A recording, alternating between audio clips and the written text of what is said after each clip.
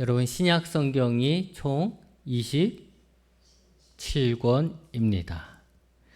이 중에 13권을 쓴 사람, 어떤 사람은 14권이라고 하고요. 그렇게 쓴 사람이 있습니다.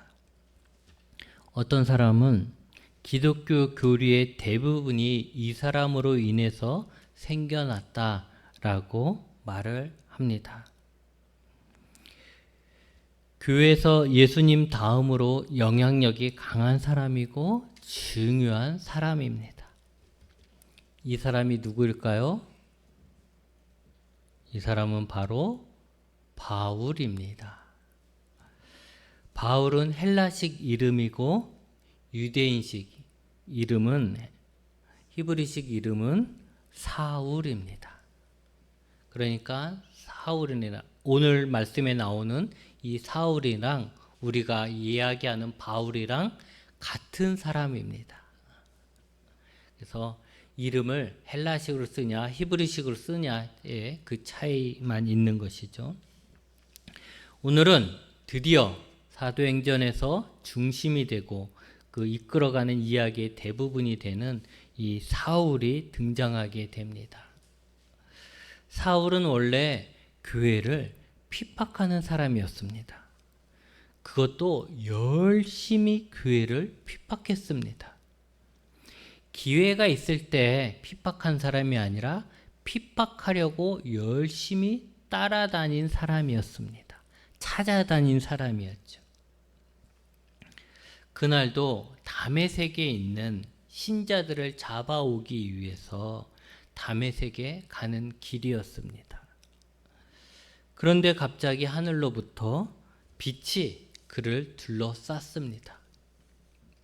그는 깜짝 놀랐습니다. 일행들과 길을 가는데 하늘에서 빛이 내려오더니 그 빛이 자신을 감싸버린 거예요. 여러분, 하늘로부터 빛이 나에게 오면서 나를 둘러쌌다라는 것이 우리에게는 그냥 신기한 일로 끝날 수 있습니다. 신기하네. 이러고 끝날 수 있겠죠. 그런데 유대인이었던 사울에게는 완전히 다른 의미입니다. 이 빛이 어디에서부터 와요? 하늘에서부터 온 거죠. 하늘은 유대인식 사고에는 하늘은 누가 계신 곳이에요? 하나님이 계시는 곳이에요. 하나님이 계신 곳에부터 빛이 와요. 근데 이 빛은 유대인 사상에서 빛은 하나님의 모습이에요. 하나님이 나타나실 때 빛으로 오시고 빛의 모습으로 보이는 거죠. 그래서 하나님이 계시는 하늘에서 빛이 왔다. 그것도 나에게로 왔다. 라는 것은 뭐예요? 그것은 마치 하나님이 오신 것처럼 하나님의 대리자인 천사가 자기에 온 것처럼 그렇게 보였던 거죠.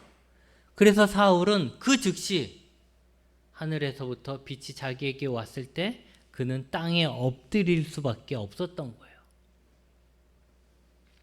사울은 하나님을 너무너무나도 사랑했던 사람이고 하나님을 너무너무 잘 믿고 하나님한테 충성을 다했던 사람이에요. 그런 사람이었으니 하나님이 자기에게 왔다. 하나님이 보내신 사자가 자기에게 왔다라는 생각만으로도 그는 엎드려서 이제 감격했을 거예요. 그리고 한편으로는 또 두려웠겠죠. 왜 하나님이 내게 오셨을까? 두려웠겠죠. 근데 그때 음성이 들렸습니다. 사울아, 사울아, 사울을 부릅니다. 그러고는 대뜸 네가 어찌 나를 박해하느냐라고 말합니다. 칭찬해 주실 줄 알았는데 칭찬이 아니에요. 왜냐하면 자기는 지금 열심히 하나님을 위해서 일을 하고 있거든요. 그래서 자기에게 칭찬해 주실 줄 알았는데 혹시 그런 거 아닐까 했는데 오히려 대뜸 네가 나를 박해한다라고 했어요. 여러분, 이것은 사도 바울에게는 이 사울에게는 놀라운 이야기예요. 왜냐하면 지금도 자신이 하나님을 위해서 열심히 한다 생각했거든요. 지금 다메섹에 가는 것도 하나님을 위해서 열심히 일하는 그 자신의 충성된 마음이에요. 그런데 자기가 하나님을 위해서 그렇게 열심히 했는데 하늘에서부터 온 그 하나님의, 자기의 입장에선 천사라고 생각하거나 하나님 보내신 사자로 생각한 사람이 뭐라고 얘기하냐면 네가 나를 박해한다는 거죠. 그러니 사울은 이 말을 이해할 수가 없었습니다. 그래서 묻습니다. 주여, 당신은 누굽니까? 아니, 당신은 누구신데 내가 당신을 박해한다고 합니까? 라고 물은 거예요. 근데 돌아온 대답이 사울에게는 깜짝 놀랄 이야기였죠. 뭐였습니까? 네가 박해하는 예수다라는 거예요.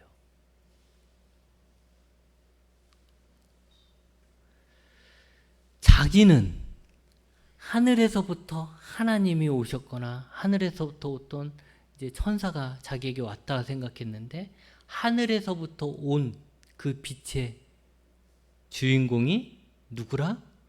예수라는 거예요.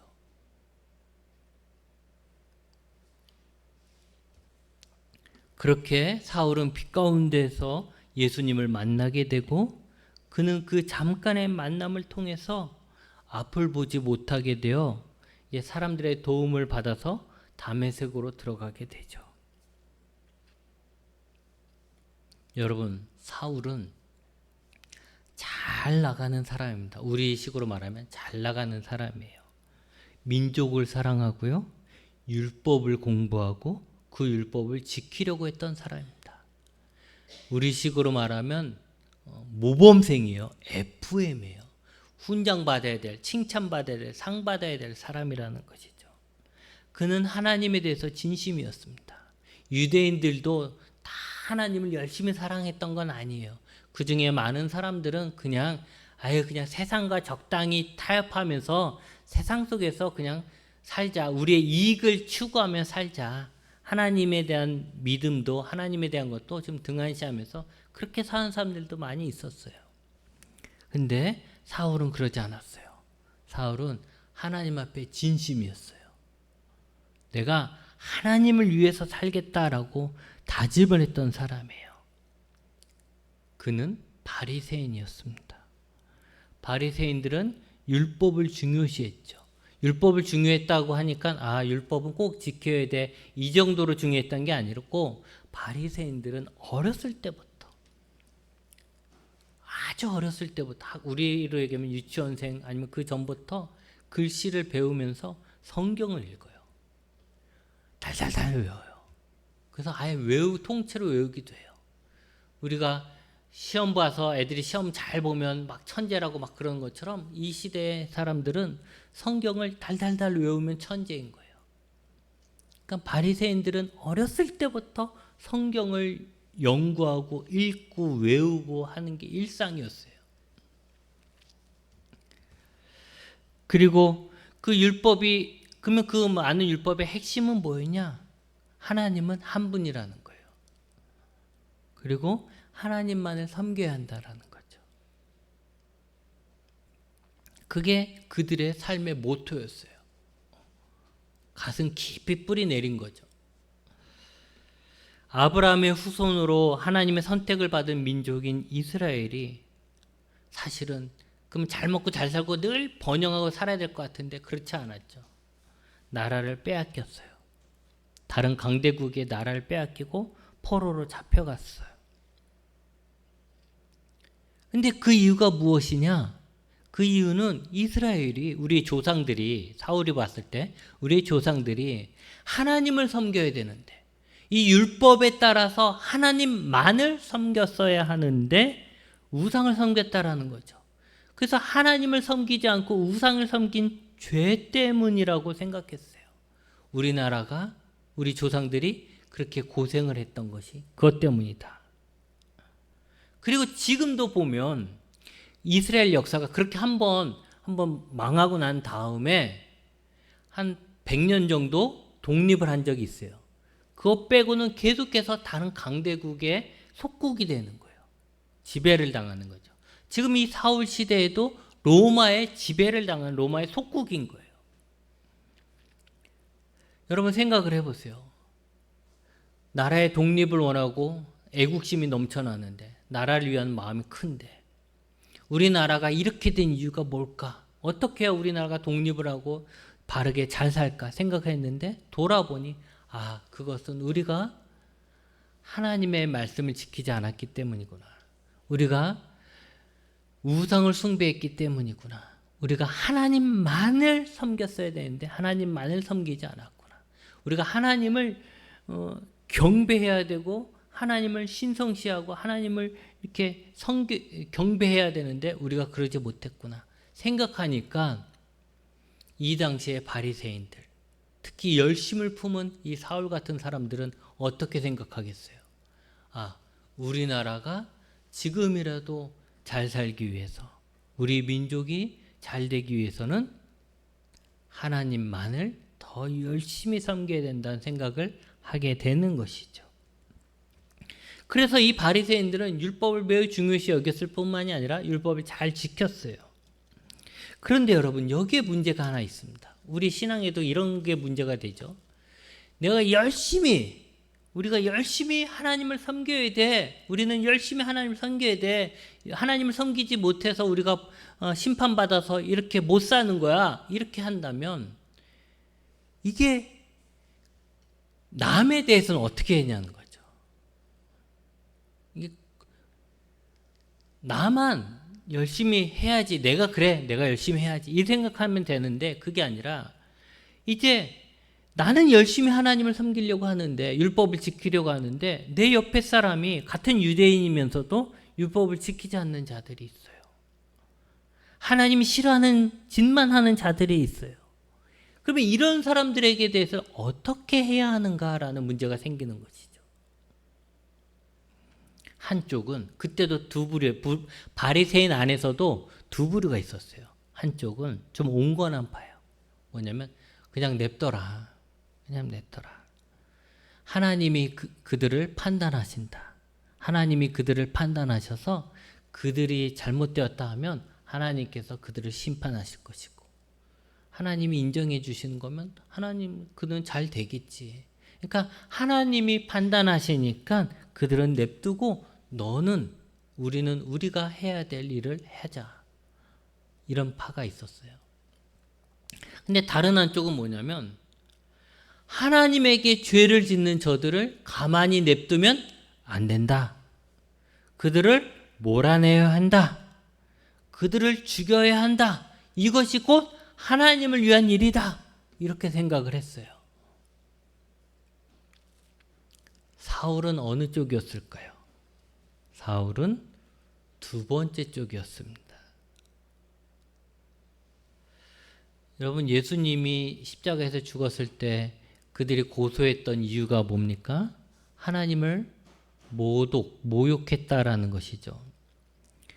그 당시 유대인들이 하나님처럼 생각했던 두 개가 있었어요.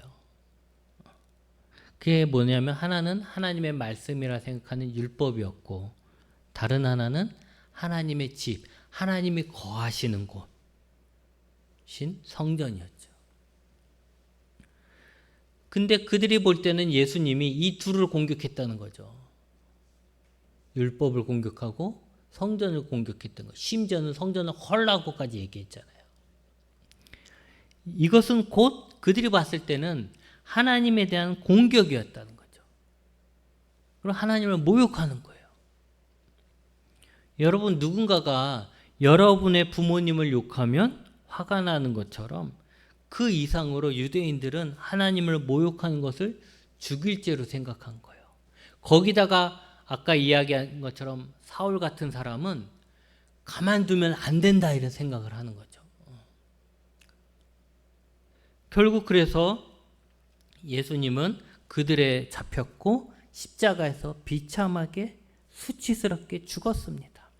우리가 볼 때는 예수님이 억울하죠. 그 좋으신 예수님을 왜 십자가에 못 박아? 저놈들 정말 못된 놈들이야. 이게 우리들의 생각이에요. 근데 유대인들, 특히 하나님께 열심이었던 바리새인들이 볼 때는 하나님을 모욕한 죄인을 죽인 것으로 이것은 하나님을 위해서 잘한 행동이에요. 훌륭한 행동을 한 거예요. 하나님을 위해서. 스데반의 죽음도 마찬가지입니다. 우리가 저번에 스데반의 순교에 대해서도 이야기했지만 사람들이 스데반을 돌로 쳐 죽일 때 그곳에 있었어요. 사람들의 겉옷을 막고 있었다는 것은 그건 사울도 스데반을 죽인 사람들과 한패라는 거예요. 비록 사람을 죽이는 일은 불법이지만 그는 자신을 죄인이라고 생각하지 않습니다. 오히려 그는 하나님을 위해서 하나님을 대신하여 하나님을 모욕하는 죄인을 심판했다. 용기 있는 행동이었다라고 생각하는 거예요. 그리고 여기에 대해서 위기의식을 느끼게 되는 거죠. 아, 얘네들이 이거 점점 이런 나쁜 행동을, 나쁜 생각을 퍼뜨려 나가는구나. 하나님을 모욕하는 사상이 이들로 인해서 퍼져나가는 것이구나. 그걸 내가 가만히 보고 있으면 안 되겠지. 나는 그것이 퍼져나가지 않도록 막아야 된다 생각을 했어요. 그것이 자신이, 율법을 공부한 자신이, 하나님을 사랑하는 자신이, 하나님만을 섬기는 자신이 해야 될 일이다 라고 생각을 한 거고, 그것이 하나님을 열심히 믿는 자의 모습이라고 생각한 거죠.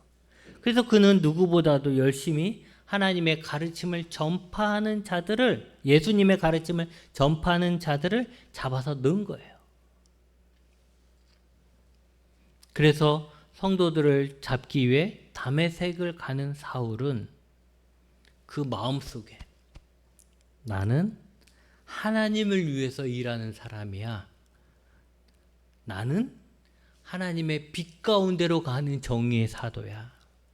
또는 바알 선지자와 싸웠던 그 엘리야처럼 생각되었을 거예요.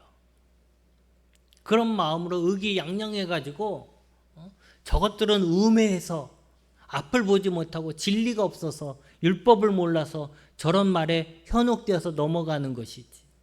나처럼 율법을 열심히 공부하고 제대로 알았다면 그럴 일이 없지. 나는 빛 가운데 가는 자고 저들은 어둠에 빠져 있는 자들. 그렇게 생각을 했던 거죠. 그랬던 그가 진짜 빛을 보고서는 눈이 멀어요. 앞을 볼 수 없는 거죠. 어둠이 그에게 온 거죠. 여러분, 그가 본 진짜 빛은 누구였습니까? 바로 예수님이었습니다. 사울에게서 보면 예수님은 분명하게 어둠이죠. 그리고 빛은 자신이었어요. 자신이 선이고 예수님은 악이었던 것이죠. 지금도 빛인 자신이 어둠인 예수님을 믿는 자들을 잡으러 가는 길이었어요. 그런데 자신의 빛보다 훨씬 더 큰 밝은 빛, 그것도 하늘에서부터 내려온 빛인 예수님을 만나버린 거예요.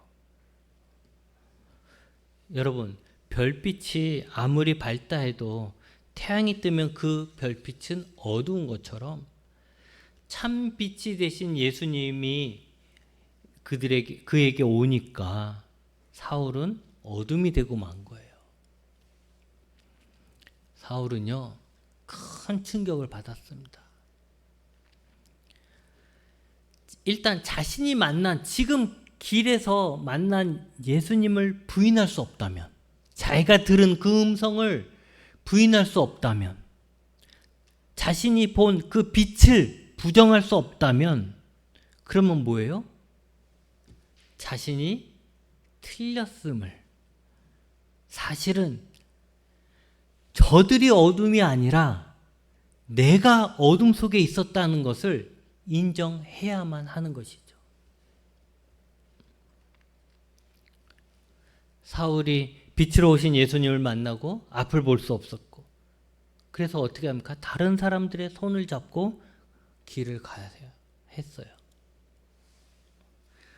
그랬던 것처럼 사울은 자신이 어릴 때부터 가지고 있었던, 자신이 옳다고 생각했던 것들이 틀렸어요. 이제 그 충격을 받아 자신이 가야 할 길을 알 수 없는 상태가 되었고, 앞으로 자신이 어떻게 살아가야 하는지를 누군가가 안내를 해줘야만 하는 그런, 심리적으로도 앞을 볼 수 없는 그런 상태가 돼버린 거예요.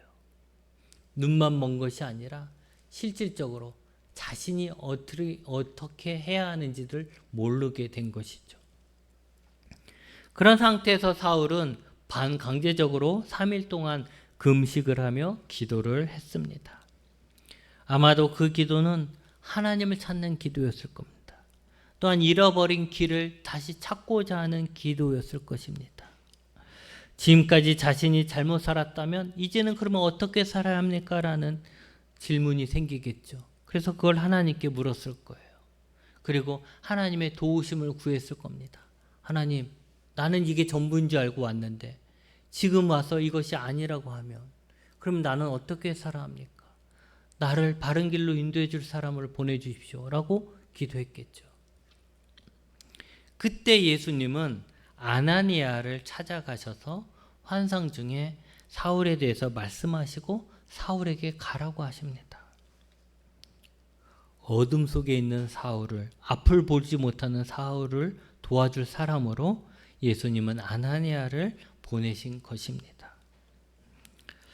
아나니아는 예수님의 말씀에 순종하여서 사울을 찾아갔고 그에게 안수했습니다. 이 모든 것이, 지금 너에게 벌어진 이 모든 것이 예수님의 뜻임을 알렸고, 그때서야 사울의 눈에서 비닐 같은 것이 벗겨지면서 다시 보게 되었고 세례를 받았습니다. 그 눈에 쓰여있던 비닐, 진리를 알지 못했던, 막았던 그 비닐이 벗겨지면서 예수님을 알지 못했던 그 눈, 보지 못했던 그 눈이 벗겨지면서 이제 예수님을 보게 되는 것이죠. 여러분, 이제 예수님을 핍박하는 사울은 죽었고 예수님을 따르는 사울이 되었습니다. 모태신앙이 아닌 이상 대부분의 사람들은 다 예수님을 부정합니다. 하나님을 부정하죠. 어떤 사람들은 사울처럼 예수님을 적대시하는 사람도 있습니다. 그들은 복음을 들으려 하지 않습니다. 무조건 자신의 생각이 맞다라고만 합니다. 야, 여기에 하나님이 어딨어? 야, 예수님이 어딨어? 뭐 예수님이 다시 오신다니까 무슨 소리야? 말도 안 되는 소리 하지 마. 뭐 죽은 사람이 어떻게 다시 부활해? 그게 말이 돼? 하고 막 이야기를 하죠. 아무리 설명하려도 듣지 않아요. 야, 말도 안 돼. 그런 게 어떻게 돼? 아, 됐어. 말도 안 돼. 너는 이상한 거에 빠져 있는 것 같아. 이렇게 말하는 사람들 많이 있죠. 여러분, 그런 사람들을 대할 때 그들이 말로 설득됩니까? 설득되지 않아요. 왜 설득되지 않습니까? 그들은 이미 자신의 생각에 꽉 사로잡혀서 들으려 하지 않기 때문에 말이 설득되지 않아요. 그들은 예수님을 만나야 합니다. 어떤 식으로든 예수님을 만나야 예수님의 사람이 됩니다. 사울이 가지고 있던 신념은 어릴 때부터 가지고 있었던 신념이고 주변 사람들에게 지지를 받았던 신념이었고 주변 사람들이 모두 다 가지고 있는, 자기만 그런 생각한 게 아니라 자기가 아는 자기의 아버지도 옆에 있는 형도 주변 사람들도 같이 공부한 사람들도 다 그런 신념을 갖고 있었어요. 그래서 사도 바울은 자신의 생각이 틀렸다는 생각을 조금도 한 적이 없습니다.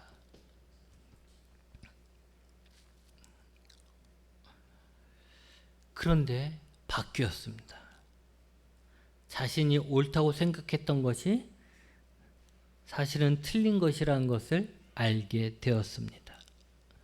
자신이 빛이라고 생각했는데 사실 자신은 어둠 속에서 헤매고 있었다는 것을 참된 빛 대신 예수님을 본 후에야 알게 된 것입니다. 우리가 아이들을 키워보면 알죠. 어릴 때는 순종적입니다. 기도하자라고 하면 기도하고요. 예배드리자 하면 예배드리고 당연히 그래야 한다고 생각을 해요. 주일학교 선생님이 뭔가를 가르치면 아이들은 잘 받아요. 잘 따라하죠. 이렇게 자연스럽게 부모의 신앙을 이어받는 것 같아요. 어렸을 때는. 그런데 청소년이 되면서 바뀝니다. 사춘기가 되는 거죠. 자신이 갑자기 어른이 된 것처럼 착각하고 세상이 만만해 보이는 시기입니다. 그래서 그런지 자신의 생각에 매우 강한 확신을 갖습니다. 그러다 보니 잘 설득이 되지 않습니다. 자기가 아는 것이 전부라고 생각하니까 자기의 생각하고 다른 사람들에겐 공격적이 되는 것이죠. 내가 맞아. 엄마가 뭘 한다고 얘기해. 이렇게 되는 거예요. 이제 사춘기에 들어서면. 그런데 신앙도 마찬가지예요. 그동안에 듣는 대로 믿었다면 이제는 오히려 반항하는 것이 더 잘난 것 같은 거예요. 목사님이 하는 이야기에 네 맞습니다 하는 것보다는 아니에요 틀렸어요 이 말 하는 것이 더 멋있어 보이는 거죠. 제가 가끔 아이들과 이야기해 보면 답답해요. 제가 볼 때는 참 그들이 갖고 있는 생각이 전부라고 생각하는데 근데 그들이 생각을 보면 참 짧거든요. 깊이 생각하지도 못하고 정말 짧은 경험에서 세우는 그 짧은 생각 가지고 의기양양해서 그게 전부인 것처럼 세상을 다 아는 것처럼 얘기하는 거 보니 정말 우물 안에 개구리가 따로 없는 것이죠. 그래서 답답해요. 아이고 저러면 안 되는데 하는 생각이 들죠. 그런데요, 돌아보면 그 시절에 저도 그랬습니다. 교회 선생님들에게 교회 선생님 하는 말을 듣는 것이 아니라 교회 선생님들에게 막 질문을 하고 선생님들의 말을 듣고 배우는 것이 아니라 말싸움에서 이기려고 했던 것이 저였던 것이죠. 그런데도 저 나름대로 그 시절에는 진지했어요. 그 시절에 저 또한 모든 것이 만만하게 보였던 것이죠. 신앙도 만만했던 거예요. 나보다 교회 오래 다닌 사람들의 말도 내 생각보다는 틀렸다라고 생각을 해버렸고 심지어는 전도사님이 얘기해도 또 심지어는 어느 교회 선생님이 얘기해도 그건 그런 게 아닌데 꼭 그렇게 생각할 것은 아닌데 라고 해서 막 이렇게 딴지를 걸고 그랬었던 것이죠. 그러다가 결국 저는 고등학교 2학년 때 예수님을 만났습니다.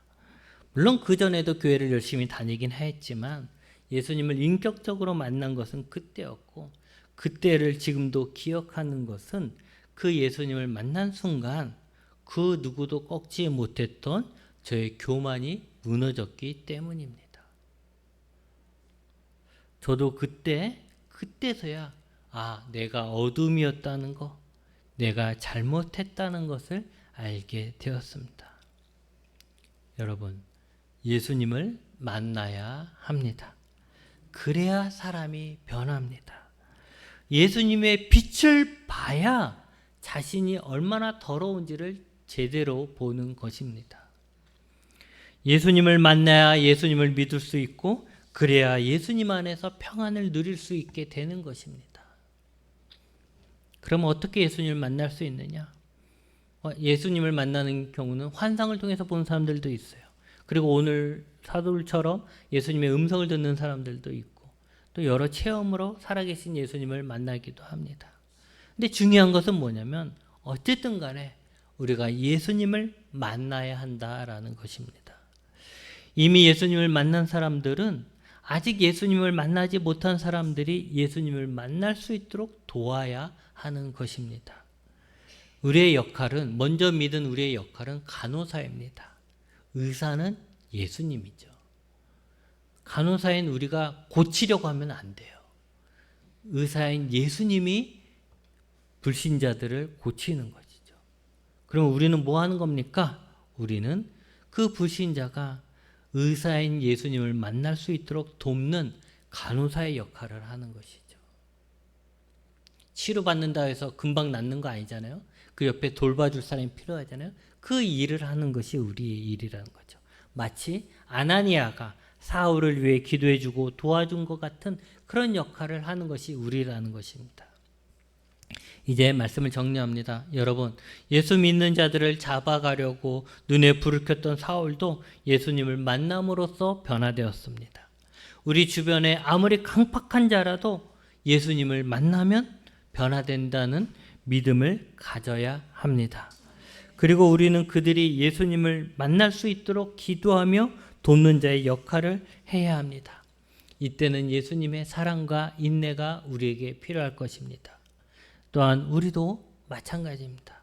예수님을 만난 것이 먼 과거의 일의 어떤 경험이 아니라 그때부터 시작되어 늘 예수님과 함께하는 자가 되어야 우리의 신앙이 계속해서 성장해 가는 것이고 우리의 인생이 계속해서 변해 가는 것입니다.